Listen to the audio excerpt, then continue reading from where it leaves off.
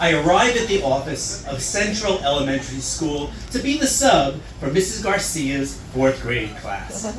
The secretary tells me, "We can't find the key to your classroom, so just head on over there and we'll send the custodian to let you in. You can just leave the door unlocked all day. Hope you didn't bring anything valuable." "Yeah, just my laptop." Feeling September's 85-degree heat bouncing off the blacktop already at 8 a.m. as I stand around outside of room E4 waiting for the custodian, I reflect on this crazy side hustle of mine. On the continuum from babysitter to school teacher, somewhere in the middle is substitute teacher. Because babysitters have only like 2 kids, and teachers actually know their routine, subbing could very well be the hardest of the 3. But they train us, right? Not so much.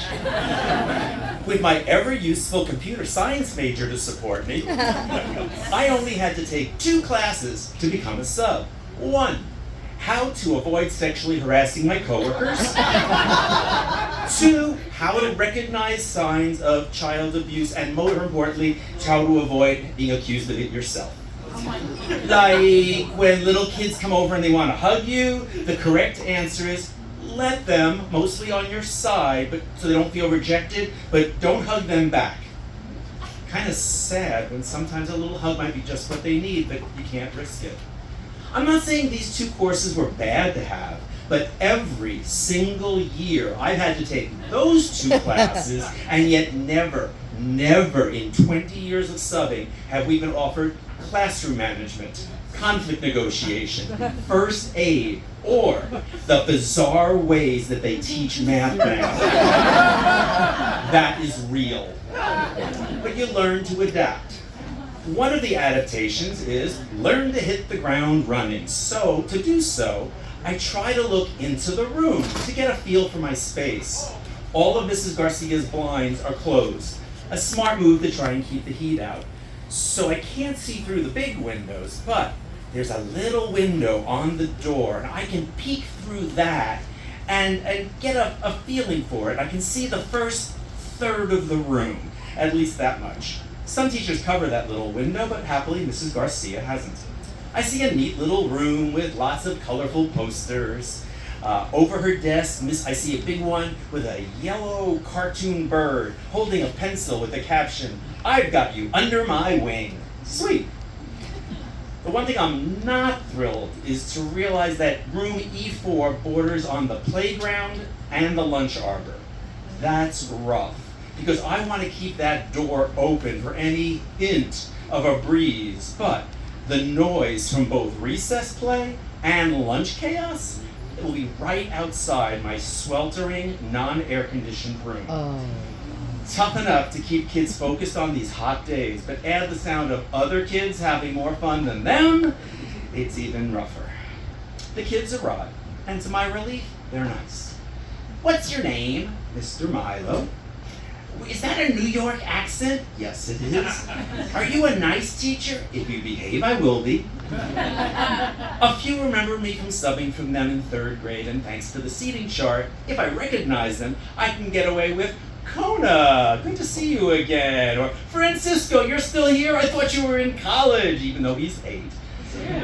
This cracks Francisco up, and I score points.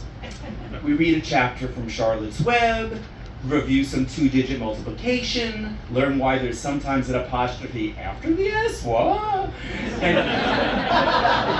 And before you know it, it's lunch. I walk them the 30 feet or so to get in line for lunch, and I head back. The play yard is really noisy, but it's just too hot not to prop the door open fully. I sit at the desk, enjoying my tuna sandwich, and work on a story I've been writing. And you get used to tuning out that din of children's voices so that you can just bang! I discovered that my brain can simultaneously think, "What the fuck was that?" and know that the only answer is gunshot. That was a gunshot. I go cold as every instinct of self-preservation comes up against what I hear. The previous sound cacophony of children's play turning into instant mass terror. I've been through hundreds of fire drills and earthquake drills, But this, zero preparation. And every child eating lunch or on the playground is now running, panicked and frantic, toward the wide open door that they see. Before I can even cross the room, they're coming in fast. 10, 20. I'm pushing my way against the sea of them. 30, 40. This is not happening. I fight my way against the flow to the door. 50, 60. If I close some of them out, those kids are open targets. But every second that door is open gives the shooter the chance to see the perfectly packed room choice for a huge massacre. At least 70 kids have passed into my room, and 5 more are still coming toward me from further away. All Star Trek logic says close the door for the good of the many, but I can't do it. Slam the door in the faces of their coming? I can't live with myself if I do that. I yell, hurry, faster! And I push each one into the packed space to make room for the next one coming.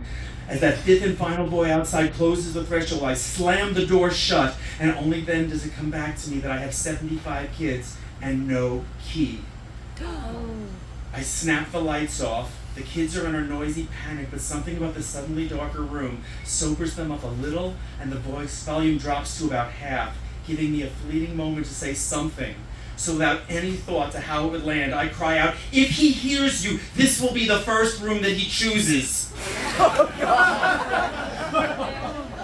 I hear how horrific, how wrong it sounds as soon as it comes out of my mouth. But at least the room goes from Chuck E. Cheese loud to empty church silent in a second. Scared stillness. Everyone under the desk and cover your heads. Intense scurrying as 75 kids impossibly try to get under 20 desks. In 2s and 3s, keeping their eyes on me. They're absolutely unprepared, untrained. Bang! Equally loud, and I can't tell if it was closer or not. I instinctively and uselessly pull on the door. Since it pulls out, I can't even use my body weight to keep it closed. Over a fucking lost key, our wooden barrier only protects us from this bastard for like 2 seconds. I took up teaching in part because I genuinely like kids. For the first time, I can't think about them at all, or their feelings, or their fear. I have to tune all of that out and think, not my strong point.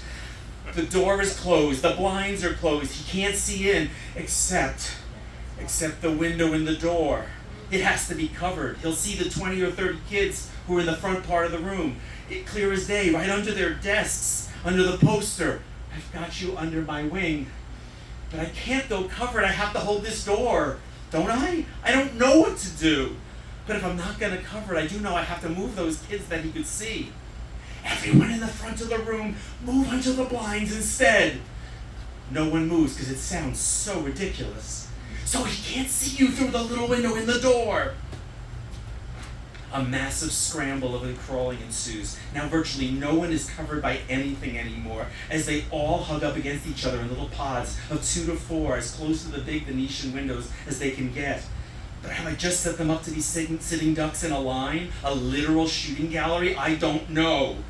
The handle. It just occurs to me that the handle needs to feel locked at least. I try and hold it exactly in the middle while pulling it toward me. It is ludicrous because more likely than not, he'll startle me and the handle will turn somewhat still right through my trembling hands, but maybe not. I don't know if anything I'm doing makes any sense, and the kids keep looking at me. What else could I have missed besides stupidly putting half of them right in his line of sight? And then I spot something I've seen all day long, but never gave a thought to till that moment. There is a door connecting E4 to the class next door.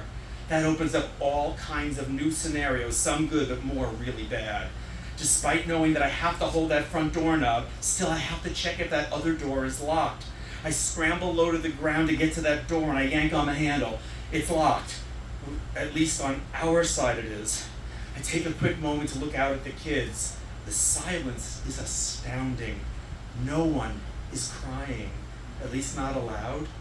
They're just looking at me like I must know what I'm doing, and I couldn't feel less like I have any idea.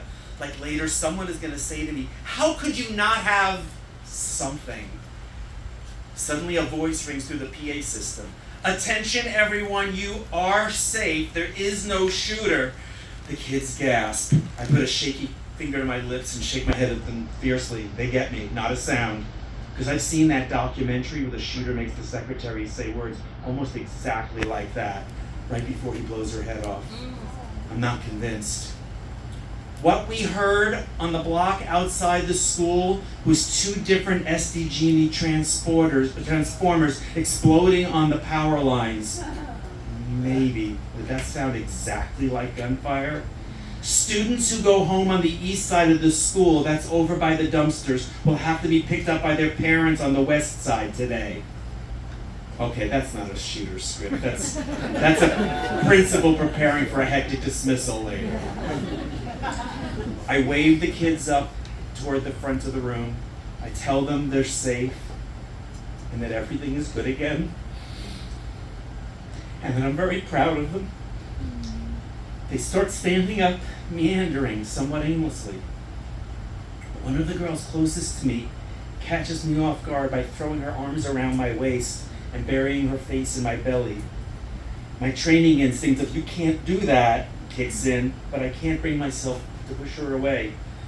So instead I drop to my knees and allow her to hug me around the neck instead of my waist, though I'm not quite sure what to do with my hands.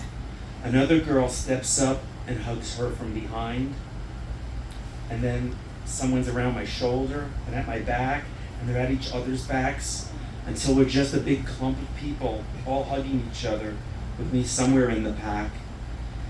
There are tears running now and some sniffles, but for the most part, it's still pretty silent. There's nothing to say. They just need to feel close with the people they've just been terrified with and we're now instead safe together with.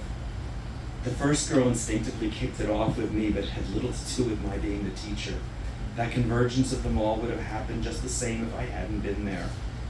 It was just a sudden intense need for connectedness with people who understood. After a few minutes of awkwardly keeping my hands by my side, I look up and I see the poster, "I've got you under my wing." I couldn't listen to the district programming in my head or hold it together anymore. Now that the crisis was over, I'm done. Without looking, I reach my arms out beyond her shoulders and they land on the shoulders of a couple of kids behind her, and I pull them all in a little. I don't know which kids it is, it doesn't matter. They may be only 8 or 9 years old, but in this moment, they're my peers. I feel myself let my weight go, and I exhale, maybe for the first time since the first explosion. And as to all those courses I had to take on inappropriate physical contact with children, bite me. Those kids needed hugs, and so did their substitute teacher. Thank you.